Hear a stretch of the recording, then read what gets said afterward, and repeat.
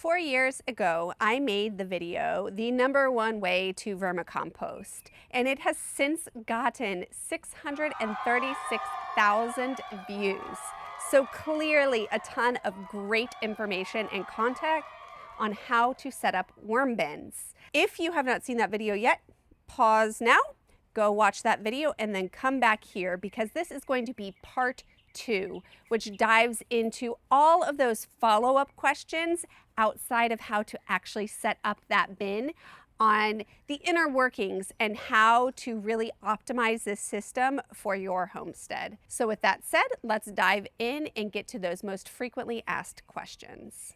I combed through all of the comments on YouTube as well as asked my followers on social media, on Instagram and Facebook, what their questions were after they've used or set up this system.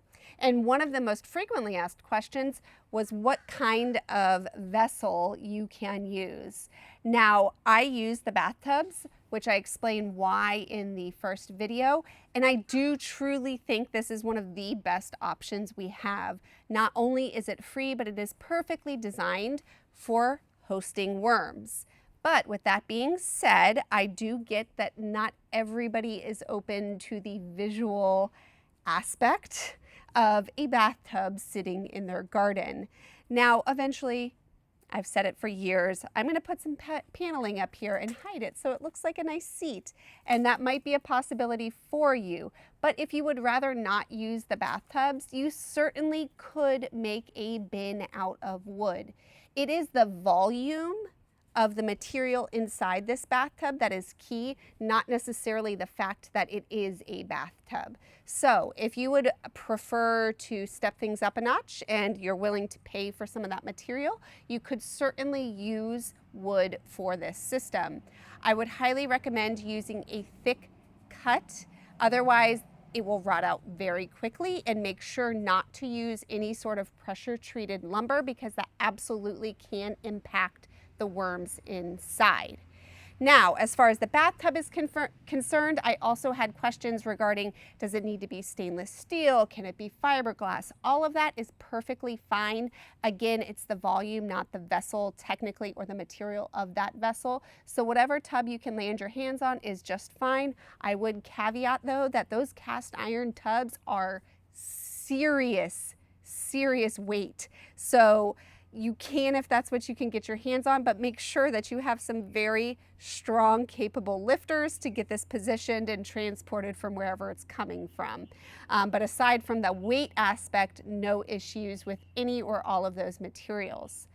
The other thing that I have seen done quite frequently is somebody who is salvaging but may not have access to a bathtub. Chest freezers, broken chest freezers, or I've even seen and had followers use old refrigerators where they take the doors off, turn the fridge on the side, and use it that way. Those are both fine. Just know that you are going to have to make quite a few accommodations to them to make sure that you have drainage for the leachate, which we will talk about later in this video, as well as air holes. So with some modification, both of those can also work just fine. The next question we got was about shade cloth. Now, if you are from really almost anywhere in the country that is not in the south or out west where temperatures exceed 90 degrees on a regular basis, you don't really have to worry about shade cloth at all. You're just fine to put the beds wherever you need to within your landscape. But for those of us in tropical, subtropical gardens, or any gardens that have extreme heat, shade is absolutely critical to make this a self-sustaining system. If you do not have appropriate shade, your worms will die every single summer. So I have mine on the north side of the house. It gets a couple hours of indirect light, maybe in prime summer, but it's a very, very brief period of time. Therefore, I do not have shade cloth here. But if you have an area that you choose to put it that does not already have a giant shade tree or the north side of your house to protect it from the sun, you will need to provide shade cloth. The denser, the better. We're talking 70 to 90%. You could even potentially use cloth. No light needs to reach these bins at all. The less light, the better. So whatever material you can use to give them the most shade possible is what you would like to use in this scenario. Now, in the first video, part 1, I emphasized the importance of not allowing black soldier flies into the worm bins. And I got a lot of questions about that, about why we even needed to exclude them. So let's cover that now. Black soldier flies are its own incredible resource in and around your homestead. They can be excellent high protein food sources for chickens, ducks, and other livestock. But there is a time and a place. I have a black soldier fly bin. I am not opposed to black soldier flies being in my environment, but 2 issues arise when they are in your worm bin. 1, they tend to outcompete the compost earthworms. They eat the food faster because of that rapid growth rate when they are in that larval stage. So 1, there may not be enough food for your worms, and 2, their excrement, their poop, is not as high quality as the worm castings, the poop that we are trying to harvest. So it's very sludgy, it's very thick. It also doesn't have quite as high of a microbial count. And if we allow the black soldier flies to get into our bin and cohabitate, you'll likely see a significant decrease in the worm population. And then you're also not going to have these light, fluffy castings to harvest, which is the entire reason for this bin. If they do come into your bins, which I have had happen twice, I usually will just go through there and hand pick them out. I do have chickens, so it goes to the chickens. And I'll do that maybe once a day, then every 3rd day, then once a week, until I no longer see any of the larvae in there. Obviously, you will have to figure out how they got in there in the first place, whether it was contaminated food scraps, perhaps maybe the lid that you're using is warped and they have an entry point. Do figure out the underlying cause, otherwise they're going to come right back. But that said, a week, maybe 2 weeks max of going in and picking out the larvae, that's all you should need to rebalance your system. Now, as far as the lids themselves, I've gotten a lot of questions in regards to ventilation for the worms. Now, yes, worms need to breathe, obviously, just like we do. And so if we were to have a completely sealed environment, they would die from lack of oxygen. But these lids, whether they're plastic like what I have here, whether they're wood or whatever other material you source to create a lid over your system, unless you are using plastic sealed bins, there is going to be airflow. We don't need massive air exchange for them to get sufficient oxygen. We just need minimal cracks between the lid and the side for there to be some sort of interface for them to get. The other thing that you can do to increase ventilation is, rather than putting duct tape over the side spout, the water overflow spout on the side of the tub, you can definitely put either the window screening or the mesh cloth and duct tape that to the side so that there is additional airflow through that side if you want to be on the safe side. I use duct tape over that water overflow, and I've never had an issue with lack of oxygen, and these bins have been going strong for, I don't know, 6-8 years at this point. So as you're harvesting your worm castings, I recommend that you go as deep as you can without finding a whole ton of worms or their eggs. Why does that matter? Each of those eggs turns into 3 to 5 worms. We need those eggs in the bathtub to complete the life cycle of these critters and to have your population constantly replenishing itself. So the castings are what we are going for, but you will find that at the very surface of the castings, when this bin is fed properly, you won't have hardly any eggs at the top. But once you get down a couple inches, you will start to see those little yellow balls. At that point, it is better to stop. Now, as you're harvesting, you certainly may get a couple of worm eggs or even potentially worms going into your bucket or whatever you're holding your worm castings in until you use it. I mean, you can go as far as you want and as far as your time allows, but just know that they do reproduce very quickly, and so you don't have to drive yourself nuts here, spending 30-40 minutes picking through these worm castings so that you don't get a single egg or a single worm. There will be some casualties, and that's okay. We're just trying as best we can to keep that population stable. So in in-person classes, as well as part 1 of this video, I talk about how the worm castings, the part that we harvest in this system, should be sitting at the top of the bin. When you open the lid, there is all of your glorious black gold sitting right on top. And I've had people, no matter how much I emphasize it in the class, it's just one of those things that's easy to forget. Now, if you want your castings to be on top of the bin, you need to make it abundantly clear to the worms what is the dirty area and what is the clean area. So the whole concept behind this is that they like a clean house, just like most of us do. And so when we put in fresh bedding into our worm bin system, we need to make sure all of that clean bedding is at the very bottom of the tub. So that means when you go to flip your bin or your bed, remember part 1 shows you how to do all of this, you need to go all the way down so that you see the bottom of the bathtub. There should not be any material left there before you put in the new clean bedding. The dirty stuff should be all over to one side and then eventually back on top. We don't want a gray area down there. We need black and white. Black at the top, white at the bottom, no gray.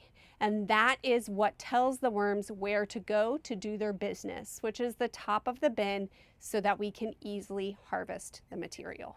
Next topic or question that's asked quite frequently is the bedding material. Why does it have to be coconut coir? It doesn't have to be coconut coir.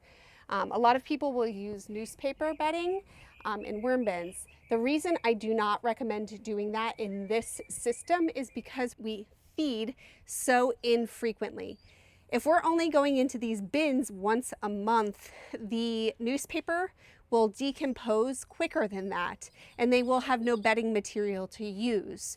That is why I recommend either doing the coconut coir like I use or the sifted mulch like Albert uses. Why do I not recommend sphagnum peat moss?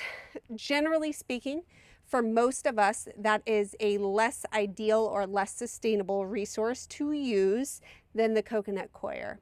It also tends to be a little bit cheaper as well. So I highly recommend using the coconut coir or the sifted mulch. Do not use newspaper, and I'm not a big fan of the peat moss. Next up is food. A lot of people freeze their food for worms. And if you're anything like me on a micro homestead or a small scale urban homestead, space in the freezer is always at a huge premium. Worm food is not on that list. I can put them in buckets outdoors without wasting any space in my house and especially in my freezer, and it does just as well. The key to this process is making sure that you have a completely airtight lid. If you do not have this completely sealed, you will get black soldier flies, you will get roaches, you will get smells. If it's sealed, you'll have none of that. Now, the reason I like to do this outside in the buckets, not only because of the freezer space being at a premium, but it ferments the food and helps to break it down. One of the benefits of putting food in the freezer is that when it freezes, the water inside expands and bursts, and it makes the food softer and mushier for the worms to eat. With this method, you're achieving the same results, just without the electric bill. So this fermentation process will also help to soften the food so that it's incredibly easy for the worms to consume. Even something as hard as an apple, which normally worms would need to allow to decompose for a significant length of time before they could eat it, basically liquid for them. So this method is the low-cost, low-energy approach to the same thing. Just make sure that you have that sealed lid and you're good to go. I got one other question frequently about the feeding portion of things, and that was whether you could feed them something besides fruit. Yes, you can feed them quite nearly anything, aside from the allium family, and a ton of citrus. Small amounts of citrus are probably okay, but they can absolutely eat cucumbers, which technically is a fruit, but they can eat leafy greens, they can eat roots, sweet potatoes, rotten sweet potatoes, anything like that. You can absolutely put that into the bin and they will consume it. They just happen to have a sweet tooth like most of us do, and they prefer the sweet stuff, but they'll easily consume anything. The key to what they can and cannot eat is the softness. They don't have teeth. So if you do put something in there, like let's say a cabbage, for example, or I don't know, a green papaya or anything that is really hard, it's going to take time for it to decompose before they're able to consume it, which actually could be a feeding strategy. So if you put in a lot of really soft, rotten apples, bananas, cucumbers, whatnot, and then maybe one or two harder items such as that cabbage or sweet potato, those are going to be rotting away right as the other stuff is consumed, which can lengthen the amount of time you can go between feedings. That's actually a technique that I purposely use with the schools when we leave for the summer. I do absolutely put in the worm bins, a lot of that soft, mushy stuff, but I also put in a lot of that slower to rot food so that I can go 2-3 months in between feeding and the worms still have a plentiful food supply. Leachate was also something that was asked about and we didn't really cover in the first video. Leachate is the liquid waste material that the worms excrete throughout their daily life. It isn't pee, but I guess you could equate it to that. And it is a usable, viable fertilizer as well. It is not recommended, however, to add it to annual vegetable gardens. It is only to be used for fruit trees, around the base of fruit trees, that kind of thing, because it is considered to be biologically active, and there is a small chance of bacteria or something that we don't want on our food to go through that leachate system. A lot of people use leachate and are perfectly fine with it, but it is something to be aware of. So if you do want to catch that leachate, yet again, the bathtub really shines. It naturally slopes and has a downspout or a drain that the water would normally go through for your bathtub. So if you would like to catch the leachate, simply put a tray underneath it and empty the tray as frequently as you need in and around your fruit trees. Now, if you found this video helpful and you want to find out about my other pro tip for micro homesteads and urban homesteads, check out my second most popular video next.